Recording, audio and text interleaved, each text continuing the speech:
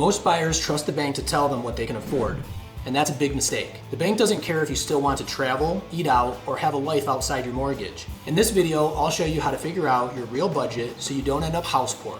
So let's get into it. Buying a home should be exciting, not stressful. But I've seen too many buyers get approved for way more than they were comfortable with, and it led to headaches down the road. In this video, we'll cover why the bank's number isn't always your number, how lenders calculate debt to income, what hidden costs you need to plan for, and a simple way to test drive your future mortgage payment. By the end, you'll know exactly how to set a budget that works for your lifestyle. When you talk to a lender, they might say you qualify for a $350,000 home. But just because you can doesn't mean you should. That number is based on your gross income, the money you make before taxes, daycare, car payments, or student loans. You don't live on gross income.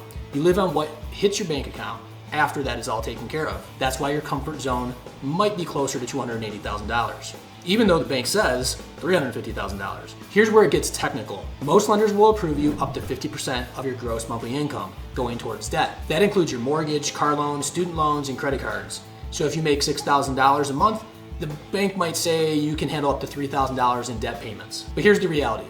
Living at 50% DTI, it's tight. Financial experts suggest old school 28-36 rule.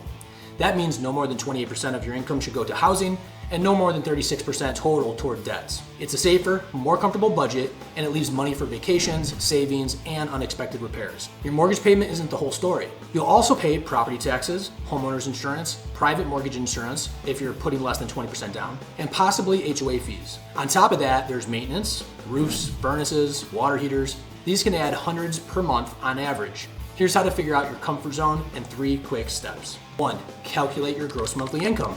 2. Use both numbers, the lender's approval, up to 50% DTI, and the comfort zone, the 28-36 rule. 3. Compare the two and decide what feels realistic based on your lifestyle. This way you know your ceiling, but you're also protecting your quality of life. One of my favorite tips, test drive your future mortgage. Let's say your rent is $1,200, but your projected mortgage is $1,800. Take that $600 difference and put it into your savings for 3 months.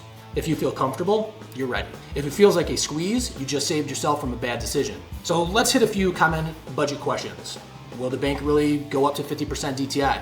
Yes, but it depends on the loan program. FHA and VA, those can actually stretch higher, but that doesn't mean you'll be comfortable there. What's included in the mortgage payment? Principal, interest, property taxes, insurance, and possibly HOA fees. Another one, how much should I budget for maintenance? I would plan on 1% of your home's value per year. So on a $300,000 home, that's about $3,000 annually. So here's the bottom line.